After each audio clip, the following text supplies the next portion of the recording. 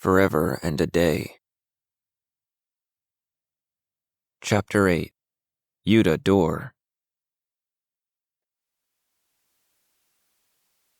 The Tale of Thomas.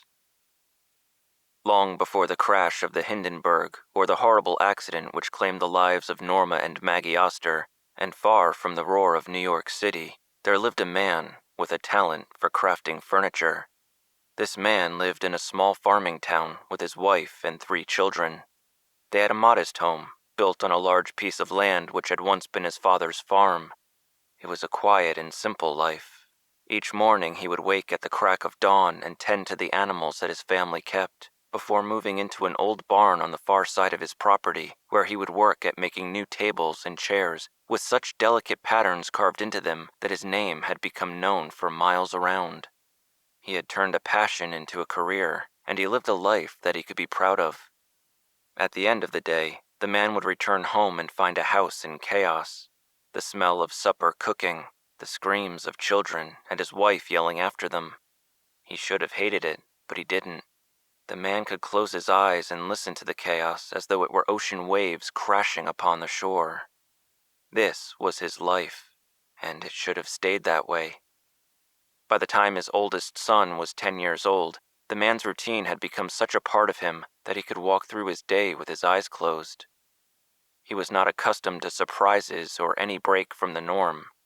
Perhaps this was why he found himself at a loss for words when his workshop door opened one day and a woman walked in.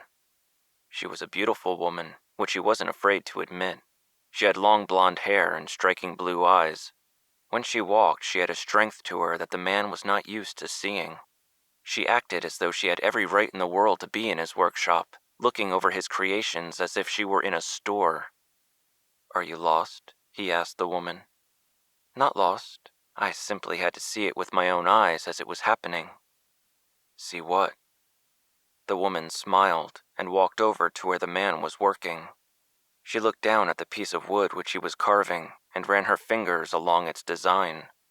After she had explored every curve, the woman looked back to the man and said, "I was in a shop 3 villages over, and I saw your work on display." "It's nothing special." She shook her head, as though he were fishing for a compliment and she wasn't sure whether or not she wanted to give it. Finally, she said, "I have an eye for talent. I've tasted the finest pastries. I've heard the finest orchestras." The look in his eye as she spoke must have told her that he would have loved to hear an orchestra play. He had loved music ever since he was a child, but he had never made it anything more than a hobby. "Are you a fan of music?" she asked. Who is not? "Do you play?" The man hesitated for a moment before answering. "The violin, though I'm a bit out of practice. Mine broke years ago, and I haven't found the time or money to replace it." "The hands of a violinist. Perhaps that is where your talent for woodwork comes from." "Perhaps," he accepted, before moving on and telling her, "I'm afraid I don't sell my work directly if that's why you're here." "I am, and I'm not." He didn't follow her meaning, so he didn't respond. Instead, he waited for her to continue. "I wanted to see you work. I wanted to experience it for myself. I wanted to bathe in your talent. Or perhaps something which doesn't sound quite so distasteful." The man was surprised. The woman was young and behaved as though she'd been spoiled all her life. She spoke to him as though she were entitled to be there in his workshop, though he had never invited her inside. While his work was respected around the area in which he lived, the man had never been admired for his talent.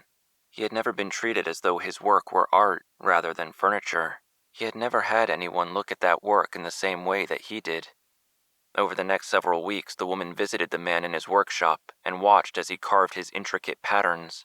She even attempted it twice herself. The first time, she managed to gouge a chunk of wood out of the piece that she was working on. The second, the tool which she was working with slipped and sliced her finger. The man hurried to wrap the wound and stop the bleeding. He assured her that it had happened to him more than once, and the woman suffered through the pain admirably. It was when he saw that strength in her that the man was first tempted to kiss her. But he resisted. He was married and honorable, and never wanted to do anything to hurt his family. Such a scandal could destroy them forever. He should have told her to leave and never return, but he somehow could not bring himself to do it. She told him that she wanted a jewelry box from him, with the most impressive and inspired carvings that he had ever created. Though he did not normally take such orders, the man agreed, and in return the woman promised to pay him with riches that he could not imagine, and showed him a glimpse of these riches one day, in the form of a gift. When the man opened this gift, he found himself stunned beyond words. It was a violin, but not just any violin. The gift that he had been given was a piece so rare that he had never dreamed of seeing one in his lifetime, and its sound was the thing of legend. The violin was worth more money than he could hope to fathom. At first, when he saw this violin, the man could not breathe. He could not do anything but stare at its beauty. When the woman urged him to pick it up and play something, the man's hands began to tremble. When he played, tears ran down his cheeks. When he had accepted the job of building this woman a jewelry box, he had told himself that he was doing the work for the future of his family, but he could not bring himself to believe such lies anymore. As time passed and the box took shape, the woman continued to watch and admire him. Once the box was finally completed, the woman took it in her hands and studied its every curve. Her eyes were brighter than ever. Her smile was made all the more beautiful by the rosy color of her cheeks and the shimmering of her golden hair in the sunlight. She looked at the box that he had created with the same awe in which he looked at the violin. Their excuse was gone, and soon the woman would be as well. As this realization dawned on the man, panic grew inside of him, and he could resist no longer.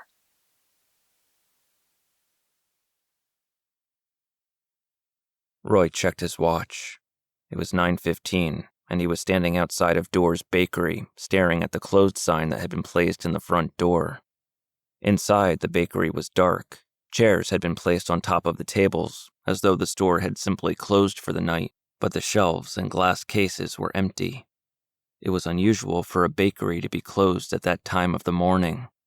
Though he knew that a good and honorable man would wait for Joe to arrive before trying to get into the building, Roy was not a patient man. He soon found himself walking down the alley on the side of the building, looking for an inconspicuous way of getting in. There was a door, which probably led into the kitchen of the bakery. It was a heavy door, with several heavy locks. He would not be able to gain access through it. A little farther up the alley there was a fire escape, which led to an office or apartment window above the bakery. He'd have to stand on top of a garbage can in order to reach it, but it was his best chance at getting into the building. He walked to the other side of the alley and borrowed a garbage can from one of the neighboring businesses, which he wasted no time climbing onto. At first, it seemed like it might have been a bad idea. The can was light and wobbled beneath his weight. Had he been a praying man, Roy would have been asking for a few favors from the man upstairs. Instead, he just kept willing himself not to fall. He grabbed onto the ladder just as he lost his balance, and the garbage can fell out from under him. As the ladder lowered, Roy climbed. Soon he was standing outside the window. What he had assumed to be curtains from down below turned out to be newspapers, tacked to the window frame, preventing anyone from seeing inside. Something about the newspapers didn't sit right with him. There were tears, which had been repaired by gluing more newspapers over them. The glass was cracked, but remained in its frame. As he looked a little bit closer, Roy saw what he thought at first must be the claw marks from a cat on the windowsill. Upon closer examination, he realized that the marks were too far apart for a cat. He held his hand to the scratches, noting 4 distinct lines. The closer he looked at them, the more human they began to appear.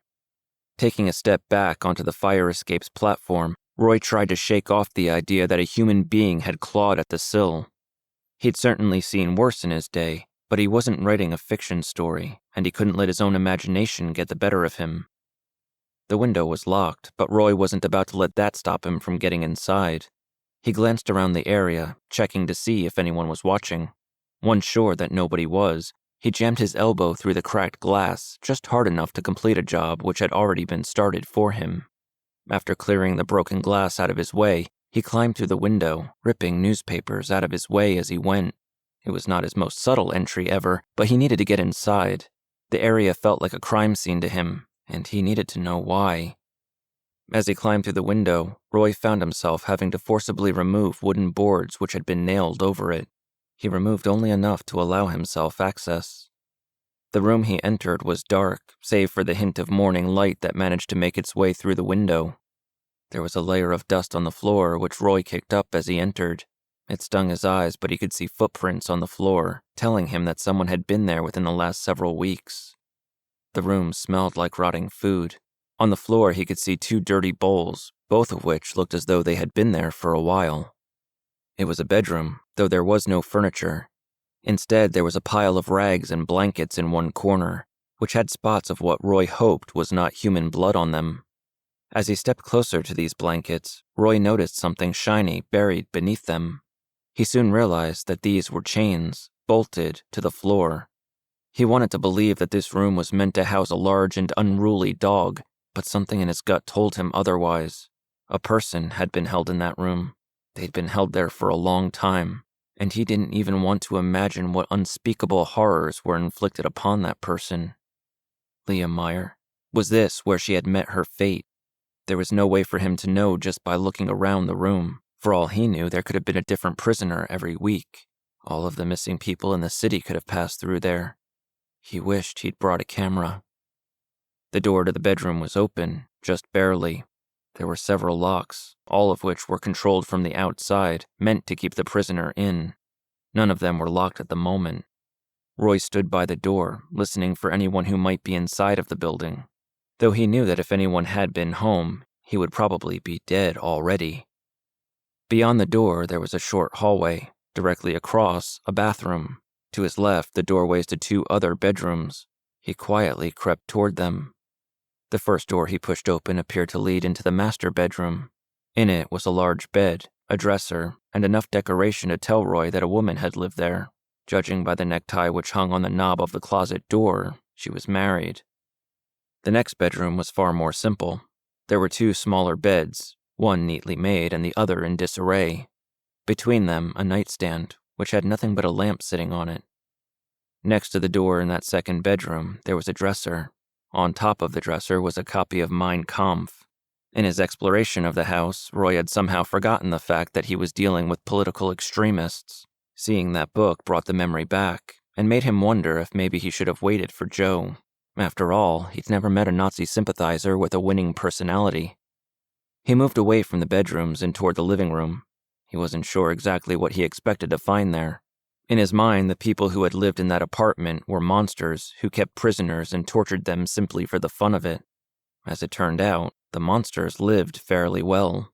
The room was nicely decorated, with furniture that wasn't worn or dirty. There were knickknacks, candy dishes, and vases which now stood empty. The kitchen counter and stove were clean. The cupboards were emptied of all but the canned goods. It looked as though any normal person had simply gone on vacation. Roy wasn't sure whether that was more or less creepy than if the place had been a dirty, poorly kept house of horrors. Okay, Roy said to himself as he looked around the apartment at each piece of furniture. If I were a raving lunatic, where would I keep my evidence? He walked to a roll-top desk and opened it. The inside of the desk appeared much less tidy than the rest of the apartment. When Roy looked inside, he found papers thrown on top of papers in no apparent order. Letters were mixed with bills and photographs, and the only way to begin sorting through them was to grab a handful and dive in. There were receipts for deliveries to the bakery, all of which looked perfectly normal. Flour, eggs, and other assorted baking items. They were delivered to Mrs. Yuta Dorr. Among the papers were a few handwritten recipes and a half-finished letter that had been scribbled in cheap ink which became unreadable when someone spilled water on it. The bills looked like any others and held no particular interest for Roy, but he did find an old obituary cut from the pages of his own newspaper.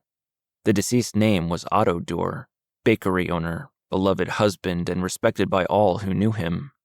Roy sometimes wondered if there were any obituaries in which the deceased was called a horrible drunk or an abusive lowlife. He wondered if obituaries ever truly reflected the life of those departed. Digging deeper, Roy uncovered another clipping. This was his own story, written about Joe Oster. When he saw that one, Roy couldn't help but cringe. He didn't like the idea of putting Joe within the sights of those who had occupied that apartment. An image of Mary flashed through Roy's mind. She was chained up and locked in that dark, dirty bedroom, screaming for help. He shook off that image. It was nothing more than his own imagination getting the better of him, but it made his stomach turn nonetheless. Under the papers, there was a stack of photographs. The picture on top of the stack was of Joe, standing outside of his own bookstore. The picture was taken from a distance, from the inside of a car, judging by the view. Roy looked through more of the pictures and saw more images of Joe.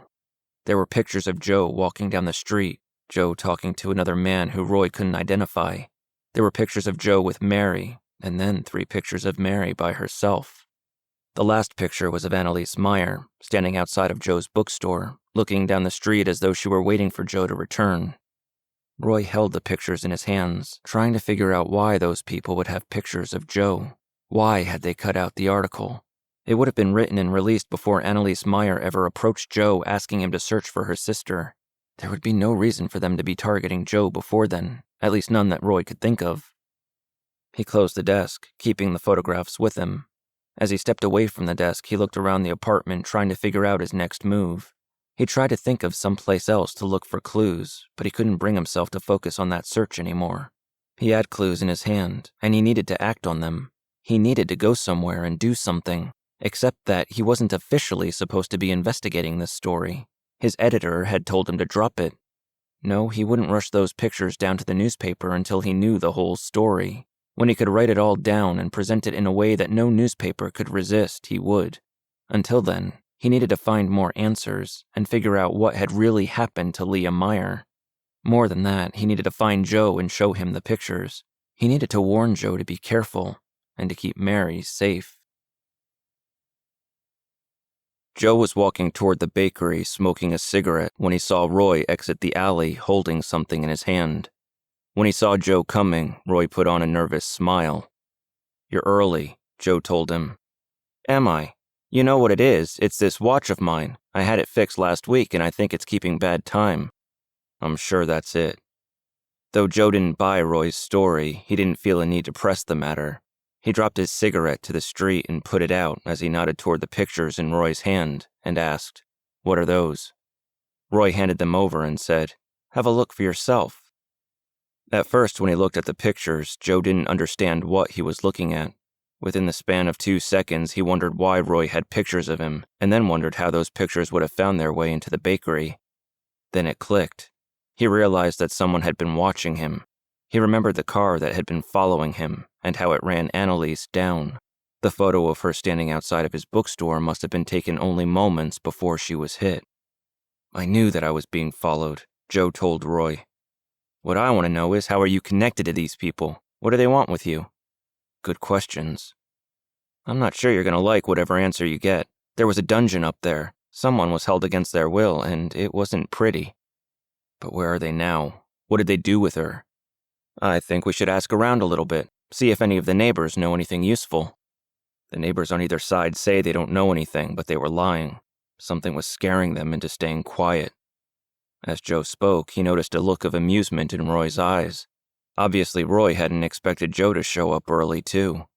Enjoying the moment, Joe continued, "So I went across the street. The store owner wouldn't talk, but I happened to catch a woman who lived upstairs. She said that the bakery was quiet for the most part, up until 2 or 3 years ago. Then someone who I'm assuming is Carl came to live with them, and some shady characters started hanging around." "Shady like Leah Meyer's boyfriend?" "I don't know any names, but from the sound of it, there were more than a few. The bakery started closing earlier, or never opening at all. The doors stopped talking to their neighbors. They always seemed to be looking over their shoulder." "Anything on Leah?" Joe nodded and said, "Yeah. A while back, one of the other neighbors saw a girl being walked into the building. She looked like she was drunk, barely able to stand. One of the men was holding her up as they walked in. As far as I know, nobody ever saw her come out until a few weeks ago." Joe trailed off as he thought about the rest of the story. Given what Roy told him about the dungeon, he hated to say it, but he told Roy. The only sign that she was still inside were the screams. Screams? And nobody asked any questions? The screams stopped. The police asked a few questions, but the only thing they left with was a box of strudel. Did this neighbor say anything else? Joe shook his head. He looked around the street, trying to figure out where to go or who to talk to next. As he did this, Roy asked, "Just how long have you been here talking to the neighbors?" "Oh, not too long. An hour or two, maybe. Why?" "Just when I think I can trust you, you decide to show up and start snooping around without me," Roy said, shaking his head with disgust. "I'm not the one who broke into their home." "A fair point, but nobody expects any better from me. So, what do we do now?" "Now we go on with our lives. You get on with yours and I get on with mine." "You don't think it's better if we work together?" "Why? So you can publish another article about me?" As Joe spoke those words, he could feel a surge of guilt run through Roy, and the sharpness of the emotion set off an alarm. Roy noticed Joe's reaction and looked to the ground. He said, "You're doing it, aren't you? Reading my mind." "Not your mind, your emotions. And they're saying that there's something you're not telling me." "Well, they're right. The thing is, I found the newspaper article I wrote about you up in the apartment with the pictures. I guess they could have gotten an old copy of the article after they knew you were snooping around Leah's sister, or they could have started following me before I ever met her." Roy hesitated before asking, "What are the odds?" "Do you know how many people started looking for me after that story came out? How many people came to the store looking for help or to cast demons out of my body?" "I only reported the truth," Roy told him, trying to defend himself, but Joe could tell that even he wasn't buying into that excuse as much as he once had. "I want you to picture that dungeon you found, Roy. I want you to see it every night when you close your eyes, and I want you to remember that the same people who held Leah Meyer in there knew about me because of you. They took pictures of Mary because of you. They hit Annalise with a car because of you." Guilt was rising in Roy, along with fear. For the first time since Joe met the reporter, he seemed to realize that what he wrote mattered, and the people that he wrote about could be hurt by his words. His eyes were locked on Joe's as though he wanted to say something in his own defense, but no words came. Joe was done with him. He had other things to do and other people to see. Roy had come to the bakery in the hopes of getting his hands on information and keeping that information from Joe. There was no other explanation. And that was why Joe didn't feel guilty for not telling Roy everything that he'd learned from the door's neighbors.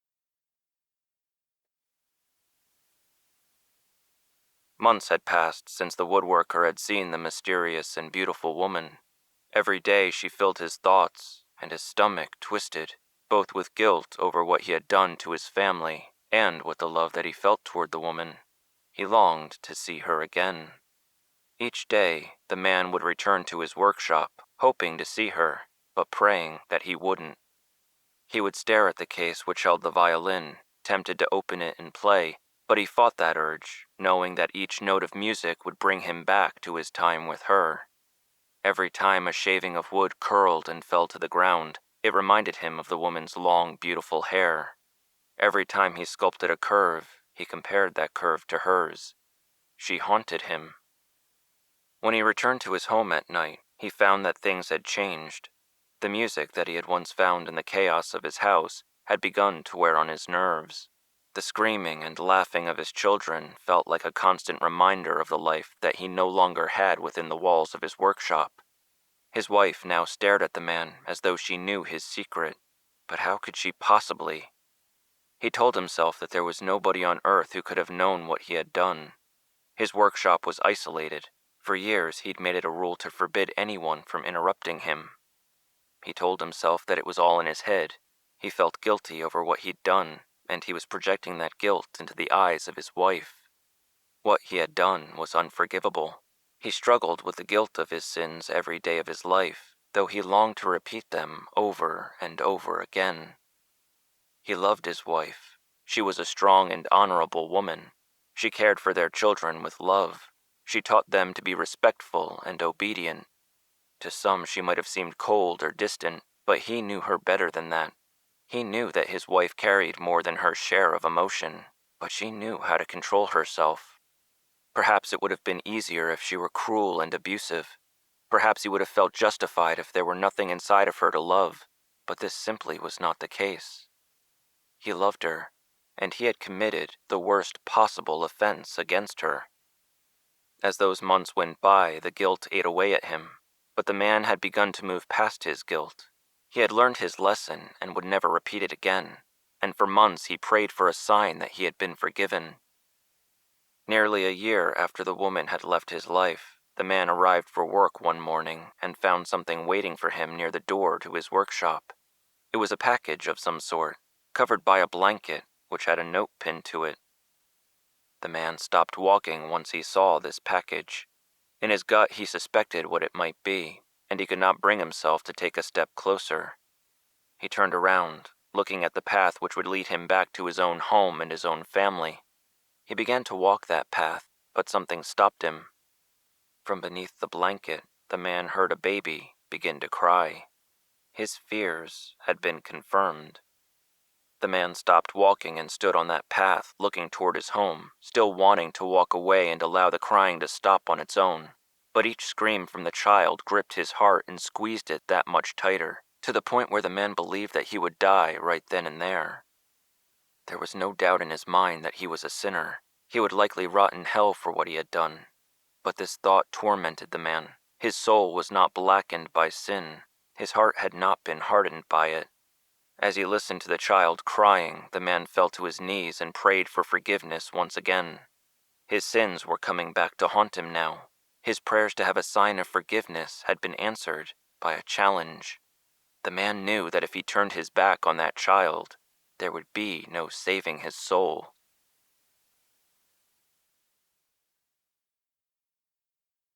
There was a bench outside of the building where Sam worked. That day at lunch, he made his way to that bench and sat down. He wanted nothing more than to leave work. There was nobody there for him to talk to about what was happening to him. There was nothing for him to do there except deliver mail to people who wouldn't notice if he dropped dead right in front of them. For so long, Sam thought that this was his life. He believed that this is what he had earned for not being able to save Harvey. He thought that he was as worthless as his discharge papers told him he was. But things had changed. He had purpose in his life, a chance to help Harvey and a chance to do something that mattered. Except he was stuck in that building, miles away from anyone who could do anything to help him. As he sat on the bench, just waiting for his break to be over, he noticed Chris standing across the street, talking to several other men as they made their way back from lunch. They looked like they owned the sidewalk, standing tall and proud.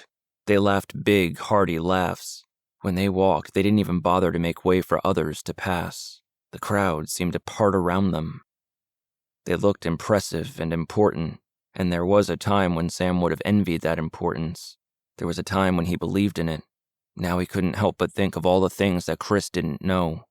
The more he thought about that, the smaller those men looked.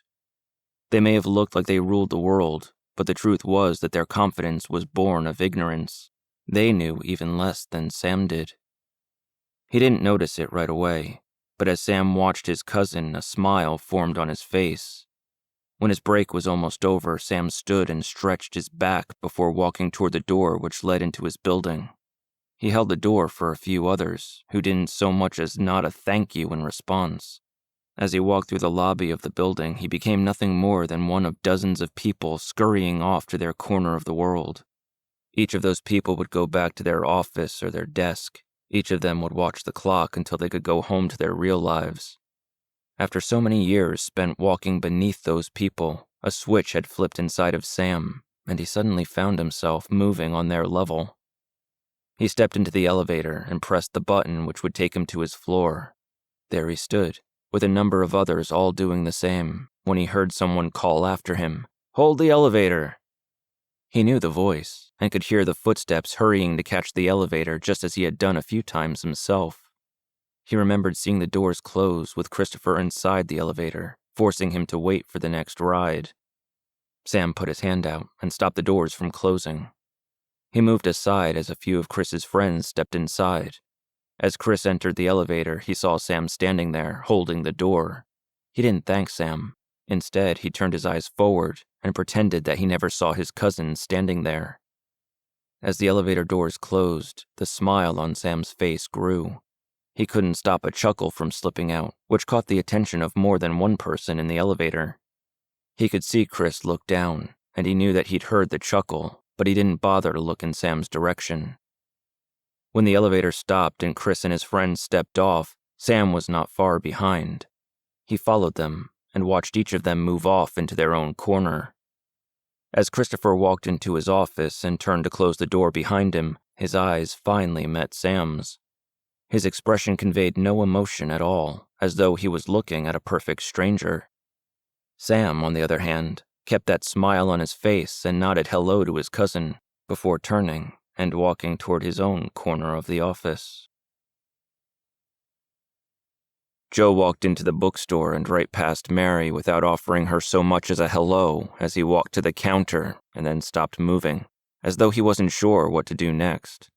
Mary had been opening the store often enough that she no longer expected special recognition for the effort, but a simple acknowledgement of her presence would have been nice.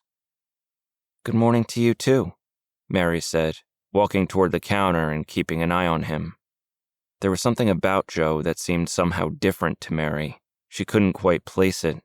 Perhaps it was the focus in his eyes, or the determination. She hadn't seen Joe this way for such a long time. "By the sea," Joe said, half to Mary and half to himself. I discovered where Leah Meyer was being held, but they just recently moved her. After hitting Annalise with the car, I suppose." "Oh," Mary nodded, not fully understanding.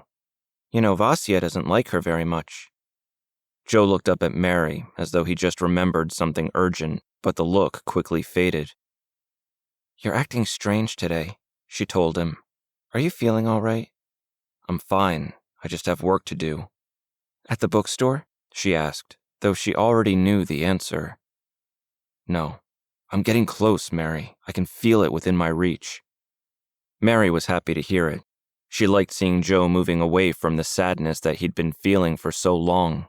She would be glad to see him get back to normal, and even gladder to see him stop racing toward kidnappers and Nazis. Leah Meyer was held above a bakery by the people who own the place, Joe told Mary, filling in some of the details that he'd breezed past until that point.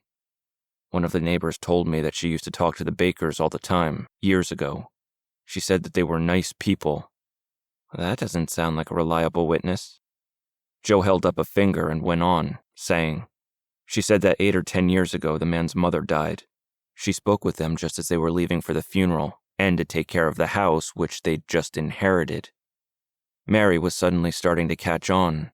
As she nodded, she said, "So you think that they took the girl from the bakery to the house?" "Exactly," Joe smiled.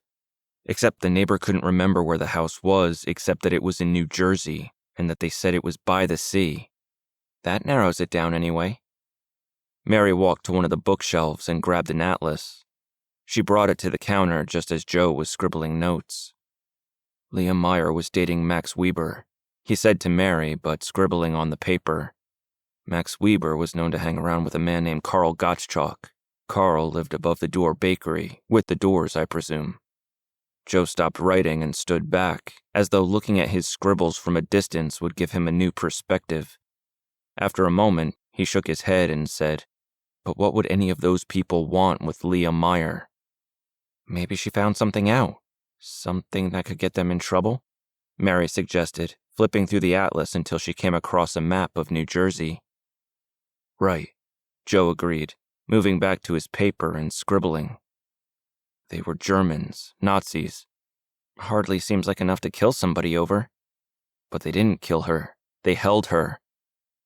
Mary shook her head, staring at the map of New Jersey. She said, "Who knew they had so many beach towns?" The way that he looked at her told Mary that Joe was holding back a response to her question. She knew that it sounded stupid as soon as she said it, so she shook off the urge to defend herself and kept looking at the map. "We can telephone the operators and have them look for anyone by the name Doer. It can't be very common," Joe plotted. "But first, maybe I should call Michael O'Shea and see if he can find any information on these people." Joe picked up the phone and dialed. As he stood, waiting for someone to pick up on the other end of the line, he took a deep breath and looked as though he was finally beginning to calm down. "Detective O'Shea's desk, please. Tell him that it's Joe Oster calling," Joe said as the phone was answered. As he stood waiting, Mary continued to look over the map. She didn't know what she expected to happen. She didn't have any of those psychic powers that seemed to be going around lately, so it wasn't as though she could glean any information out of thin air. "Michael, it's Joe. Listen, I have some new information for you about the Meyer woman. I was wondering if you could look into it for me," Joe said, before pausing to let Michael speak. I know, but this is new. I have witnesses who say that they saw Leah Meyer, and at least one person who claims that they've seen proof that she was being held against her will. Neighbors heard screams. One man even looked into the apartment and saw a room that he described as a dungeon. When she heard the word dungeon, Mary looked up from the map. This story was getting more and more unnerving by the minute. Door's Bakery, Joe said. That's right. Find out what you can about the owners. I think that they might have a house in New Jersey. If we can find that, maybe we can find Leah. Joe listened for a few seconds as Michael spoke to him on the other end of the line. Joe nodded along with whatever Michael was saying, as though he already knew what Michael was going to say next, and he didn't want to hear it. That's fine, Michael. Thank you again for your help. As soon as Joe hung up the phone, Mary asked him, Dungeon? We're not dealing with very nice people, Joe told her. What did Michael say? Did he tell you to leave it alone, Joe? To let him handle it from here? Yes, but I can't stop now. I need to see this through. For her? For Annalise? Joe looked at Mary as though she'd struck a nerve. She didn't know what she could have possibly said, so she didn't know what was the matter. All she could do was tell him. Vasya doesn't trust her. I already talked to Vasya, and I talked to Annalise after that. She told me that she couldn't help Sam. She explained everything. So you trust her? I think she's a desperate girl who will do whatever it takes to find her sister. I think she's scared of losing someone she loves forever. I think she's sad and lonely, Joe told Mary, sounding more and more as though he was making excuses rather than telling a simple truth. She could see it in his eyes, all of the sadness and loneliness that he was talking about, and she couldn't tell whether those were reflections of Annalise's emotions that he'd felt, or reflections of his own pain. He looked at Mary again, and for just a moment he had a look of guilt in his eyes before they hardened, and he told her, I have to do this because I'm tired of feeling helpless. I need to do it because why else would I feel the things I feel? What purpose is there? For the first time in my life, I know what I'm supposed to do. Mary fell silent as she tried to consider what to say or do next. She wanted to talk him out of whatever he was about to do. She wanted to convince him to let Michael handle the investigation from this point on, but she knew that Joe was a stubborn man when he needed to be. Can I stop you? She asked. Can I make you understand how dangerous this is? I know it's dangerous. Then can I at least convince you to bring someone with you? If not Michael, then someone else. Bring Sam. Joe smiled. In that moment, he stopped looking so desperate and determined, and he took on that big brother look that he'd perfected since Norma died. You trust him, don't you? He asked her. I do. I care about him. He's a good and strong man who just needs a chance to prove himself, like you do. Joe's smile grew. Mary could tell that he was feeling what she felt in that moment, the love, and he said to her, I'm glad. So will you take him? We'll see. But first I have to figure out where I'm going. We'll see. Mary knew what that meant. Her father had always said we'll see whenever he wanted to say no without saying it directly. Joe started rubbing his head, trying to focus his thoughts and figure out his next course of action. After a moment, he placed his hand on the telephone and said to Mary, Give me the name of a city so I can start looking for the right place. Anything that's near the coast, anything that's by the sea. Mary hesitated. She was worried. She didn't want to help Joe if his plan was to race out there and get himself killed. She had no other family. Without him, she would be alone. As soon as she felt those things, she knew that Joe would know. She couldn't hold back without his knowing. She couldn't worry without his knowing. There were times when she wished that she could have a little bit of privacy inside of her own head. He looked over at her as she stood there, saying nothing and trying her best not to look worried. I know, he told her. I know that you know. You always know. I wouldn't be doing this if I didn't feel that I had to. There was no arguing with him. There was no way to convince him that he should just sit by the phone and wait for the police to sort it out. Joe had a strange fascination with fate and destiny, which she had never understood. Mary sighed and looked down at the map in front of her.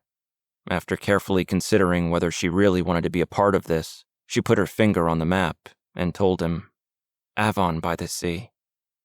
Joe's eyes met hers, and she could see surprise quickly replaced by amusement as he asked, "Are you joking? Is it really called By the Sea?" Mary shrugged and asked him, "Why shouldn't it be?" He couldn't help but laugh as he picked up the phone and dialed the operator. When the man brought home the basket which held the baby, he debated whether or not to tell his wife the truth about the child. He could have easily lied to her and told her that a stranger had placed the baby on his doorstep, and he never knew who that person was. But that would have been wrong, and to sin on top of sin would have made matters worse. The man concluded that he had asked for a sign of forgiveness from God, and what he'd gotten in return was a chance at redemption. He had been given a test. The man's wife did not look upon the child in the same philosophical light.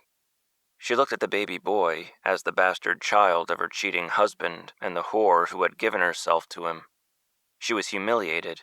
She was angry. She wanted to smother the child right then and there, but the man would not let her do it. "Do not let my sins rot your soul," he told his wife. "The child is innocent. He does not deserve your wrath as I do." His wife looked at him with rage in her eyes. Never again would he find the love that he had once seen in her eyes.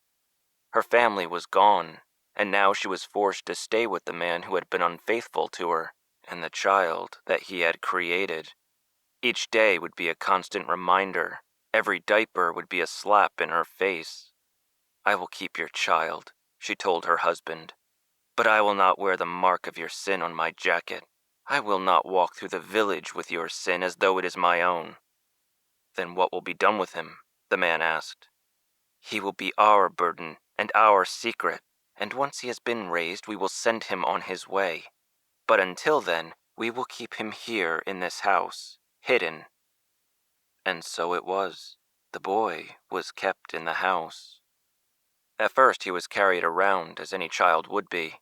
When he was old enough to crawl, he was locked in his room. When he was sick, he was left to cry by the woman who could not find it within her heart to care. The man went to work each day and thought about his son, whom he had named Thomas. He thought about the cruel life that his own misdeeds had forced upon the innocent child, and he often cried. The violin which the woman had given to the man as a gift sat in its case, serving as a constant reminder of the awful thing that the man had done. Years passed, and the children of the man and his wife took pity on Thomas.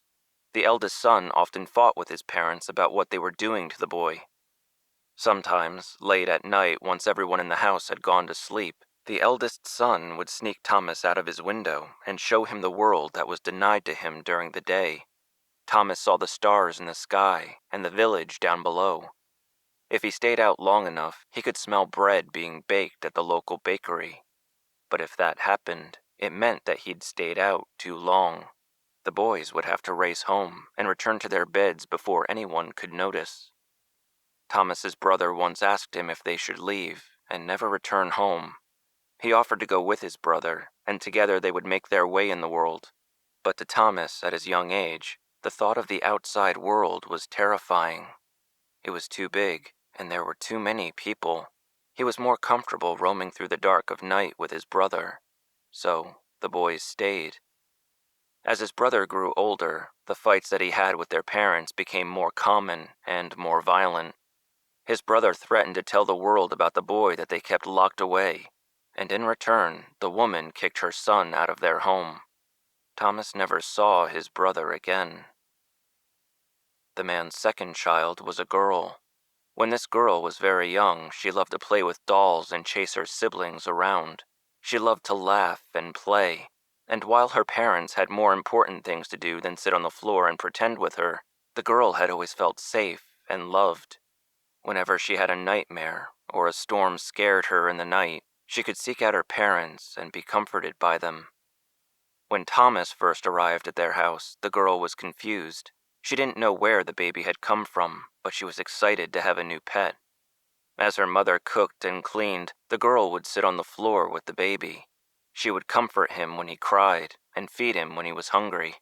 The girl loved Thomas, so when he was locked away in his room, she could not understand why. At first, she would ask her mother why Thomas was locked up and kept hidden. Her mother would shoo her away and tell her to finish her chores. When the girl pressed her mother or father for answers, she would be punished. Time went by, and the girl stopped asking questions, but her love for Thomas never went away. When her mother left the house, the girl would sit outside of Thomas's room and read him stories.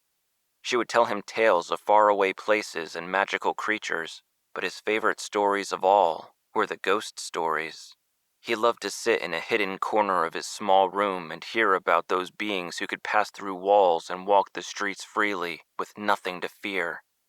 He held on to those stories and amazed his sister by repeating them back to her in perfect detail months after she had first read them to him. Perhaps his greatest suffering of all was his perfect memory. There were many nights when the girl would cry in her sleep, praying for someone to help her Thomas. She would have dreams of the boy laughing and celebrating birthdays just like every other child. By morning, those dreams would float away like smoke on the wind. After her eldest brother left home, the girl grew furious at her parents and screamed at her mother. Her mother told the girl that she was free to leave their home at any time, just as her brother had. While the girl wanted nothing more than to be free of her parents, she could not bring herself to leave Thomas. She knew that once all of his siblings were gone, there would be nobody left to care for him. So she endured that house and grew sadder and sadder with each passing year. When she was 17 years old, the girl fell in love with a young boy from her village. She would tell Thomas all about this boy and their long walks together. For the first time in longer than Thomas could remember, the girl smiled and her eyes lit up with joy when she spoke of her love. The boy soon proposed to the girl, and her dreams of leaving her family behind seemed to be within her reach at last. She had the chance to be happy, but the girl turned down the proposal. If she left, there would be only one sibling left with Thomas, and soon he would be alone.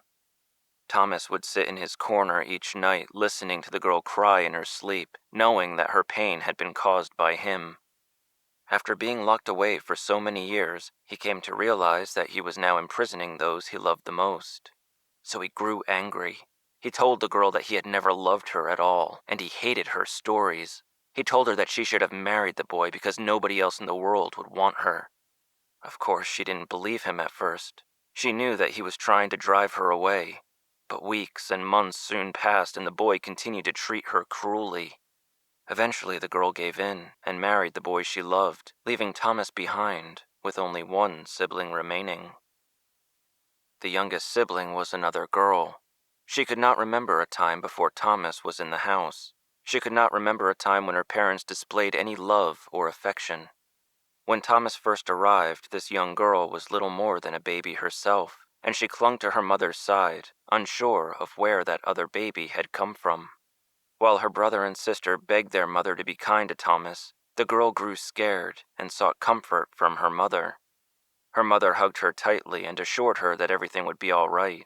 She kissed the young girl and kept her close. The young girl's brother and sister often spoke of how cruel their mother was, but the young girl had seen things that they had not. She had seen her mother sit on the foot of her bed, crying. She had seen her father put his arm around his wife and tell her that he was sorry over and over again. The young girl loved her mother. When she was old enough to wonder, the girl asked her mother why Thomas was locked away in his room, never allowed to go outside or be a part of the family. Her mother told her that Thomas was not a part of the family. He was a curse, sent from the devil to destroy their home. The young girl was scared and wrapped her arms around her mother. Her mother promised to keep her safe and to fight for their family until her dying breath. As time went on, the young girl grew more bold. As her brother and sister were fawning over Thomas, she would stand by their mother and tell them that Thomas was not worth loving. He was, after all, sent to them by the devil. One day, when her mother was out of the house, the young girl decided to take it upon herself to rid the family of the curse of Thomas. She climbed on the furniture and reached the key to Thomas's room, which her mother kept hidden where she thought nobody would be able to find it. The young girl walked lightly as she moved toward Thomas's room, hoping to sneak up on him before he would have time to react. She didn't know what she wanted to do. She wanted to scream at him, force him to leave the house, and kill him all at the same time. She would not know which option she would choose until she reached his room. When she unlocked the door and stepped inside, she found Thomas sitting in the corner of his room, legs pulled close to his chest, and his head down. She walked toward him and ordered him to stand up. Thomas looked at her and wondered what she was doing there. She once again insisted that he stand up, and so he did. He asked her how she had gotten into his room and what she planned to do. The young girl told Thomas that he was a curse, sent by the devil to destroy her family.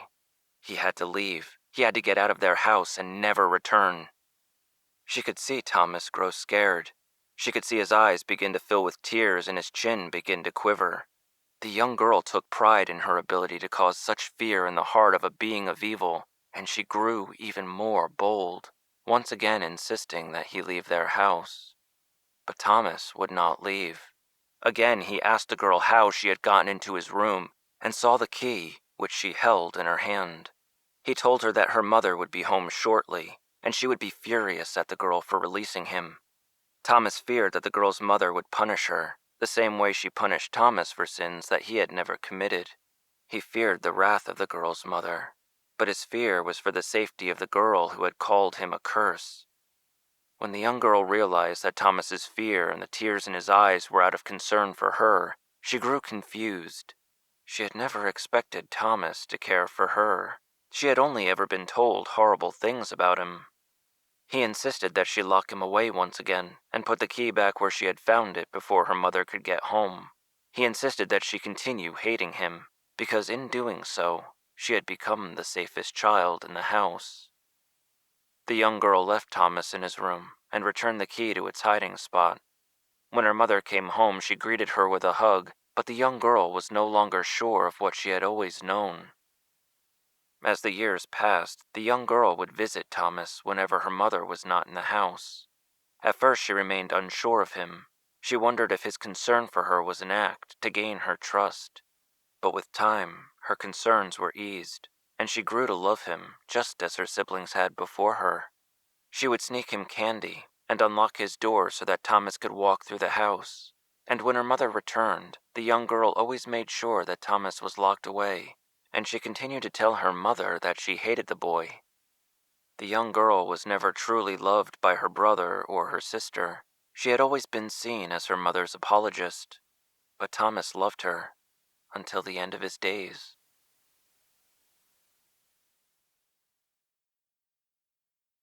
It was nighttime when Joe returned to Annalise's apartment. His mind was racing, and he felt like a child on Christmas Eve. As he rode the elevator toward her apartment, Joe could barely keep the smile off of his face. There was a good chance that he had found the place where Leah was being held, and no matter how horrible her experience had been, Joe might bring her home to her sister. He couldn't wait to tell Annalise. He imagined the look in her eyes and what she might say. There were 100 different versions of how the scenario might play out, and Annalise was never one to choose the most obvious or expected reaction. But he couldn't imagine her being anything less than thrilled, and he was glad to be the man who would deliver that happiness to her. Once he was standing outside of her apartment, he could feel her inside. She was going about her normal routine, whatever that happened to be, and feeling the same sadness, anger, and loss that she had felt for as long as Joe had known her. Judging by the way his head was beginning to spin, Annalise was also well on her way to being drunk. He knocked on her door and waited, trying his best to keep a smile from his face, but he must not have been trying hard enough. As soon as Annalise opened the door, she paused to study him. He didn't have to say a word before excitement began to build inside of her, along with heart-clenching feelings of love and anticipation. Annalise threw herself into Joe's arms and held on to him tightly, asking, "Is it true? Have you really done it?" He held her closely for a moment before moving her in front of him so that he could see her expression as he told her, "It's true. I can't be certain, but I believe that I know where they're keeping your sister." Her smile grew even greater, and she could not contain her excitement. Her reaction was everything that Joe had hoped for and more, as he felt her lips pressing against his own. He could taste the brandy that she had been drinking, He could feel its effects creeping in around the edges of his own mind. "Thank you, Joe. Thank you for everything you've done for me," she told him. It was the first time he'd ever heard her thank anyone to the best of his recollection. She turned away from him and started pacing across the floor as her mind began racing nearly as fast as his. She asked, "When do we leave? I need to get ready. I don't know what I need to do.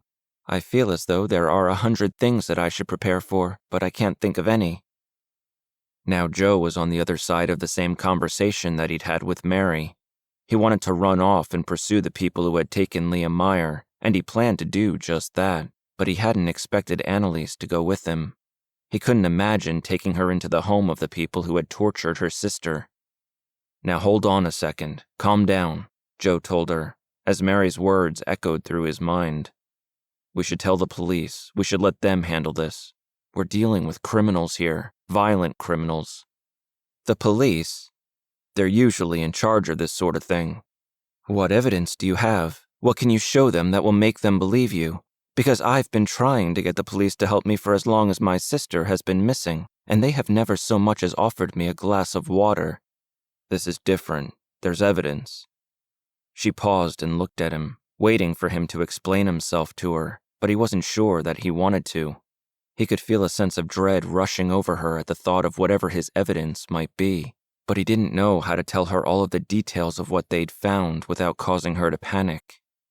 Annalise could see his hesitation, and she must have known that something horrible had been found, so she walked toward Joe and forced him to look her squarely in the eyes as she said, "Tell me what you found."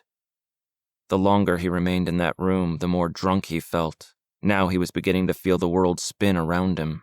When he looked in her eyes, his vision doubled, and for just a moment he couldn't tell which one of her was real. He closed his eyes and pushed back everything that he was feeling from Annalise. He had to distance himself, or else he would end up flat on his face. "Why'd you lie?" he asked her. Her eyes narrowed and she grew defensive, asking, "What are you talking about?" Joe smirked, resisting the urge to make any pointed comments that would lead to much longer conversations, because this wasn't the time for those. Instead, he replied, "You lied to Sam about his cousin. Why?" Her eyes remained locked on his, as Annalise sized up Joe in this whole situation. She returned his smirk, but it was a spiteful, drunken expression when it came from her. "I told you that I don't do that anymore, and you sent me in there anyway. You gave me 2 options when you did that, Joe. Either I could lie to that boy and try to give him something to feel better about, or I could watch him suffer.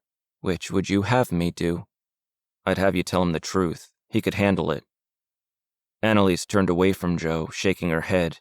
She said, "How easy it is for you. You sit in judgment of all of us worthless mortals. But you don't know what it's like. You don't know what it is to walk through this world with one hand tied behind your back, because you never had to know. Those things you feel, Joe, that ability which you hate so much, most people would kill to have that. And I had so much more. I had more than you could ever imagine before it was gone. And now what am I? A liar?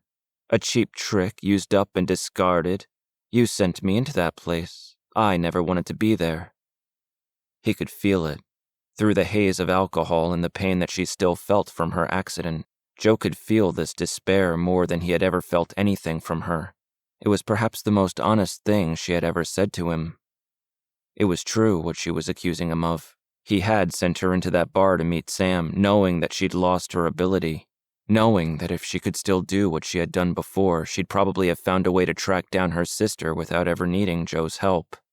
At this point, he didn't even know if he could blame her for lying, but it didn't matter. He could sort through all of that after they found her sister. He didn't respond to Annalise right away. He allowed the room to fall silent for a few moments as they both gathered their thoughts and emotions, and then he tried his best to get their conversation back on track. "You want to know what evidence we found?" he asked. He turned away and began wringing his hands together as he explained it the best he could, saying, "That reporter Roy Mitchell and I came across some information on Karl Gottschalk. He's the man who Leah's boyfriend was hanging around with, the Nazi. Anyway, we found where he was living, and Roy went inside this morning without me." Annalise wiped a tear from her cheek, more than willing to move on from their argument. She asked, "Without you? Why didn't you go with him? Joe, if he puts this in the newspaper—" "He won't," Joe assured her. She had no choice but to trust that he was telling the truth. He told her all about the apartment that Roy discovered, with the dungeon that they believed was used for Leah. He told her that he had informed Michael O'Shea of the situation, and he'd be checking it out. Then he explained the photographs. He told her how it seemed as though she was hit by that car because they saw her with Joe and panicked. More tears were forming in her eyes, but Annalise did not cry. She held a hand over her mouth as Joe explained the situation to her and shook her head in disbelief. "It was them?" she asked, just barely above a whisper. "I'd always suspected that it could be, I suppose. I just never imagined. I wonder which one did it. Which one of them ran me over with that car?" "There's no way to tell." She wasn't paying attention to him or what he might have to say. She was looking off, trying to pull her thoughts together, but he could see that she was having a hard time. Joe went to her and put his arms around her.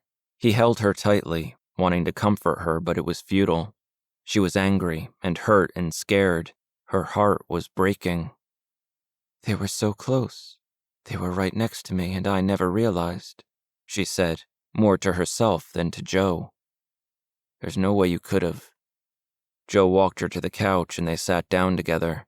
She rested her head on his chest for just a moment before pulling away so that she could look at him more directly. "We have to go. We have to go now. We can't wait. I need to do this. More than anything in my entire life, I need to do this." Thoughts of Annalise being held by those people ran through his mind. He could picture her chained up and abused, and he hated the idea of it. He prepared to speak, and he wanted to tell her that there was no way that she would be allowed to go, because he needed her to be safe, but those words wouldn't come out of his mouth. Instead, he heard himself say, "It's a long drive, we'll leave in the morning." Once again, Annalise put a hand over her mouth, and tears filled her eyes. This time, however, they were tears of joy. After searching for so long, her mission was almost at an end. Joe could feel the excitement building inside of her, until she could not contain it any longer. She threw her arms around Joe and kissed him as though the world were coming to an end, and they had nothing left to lose.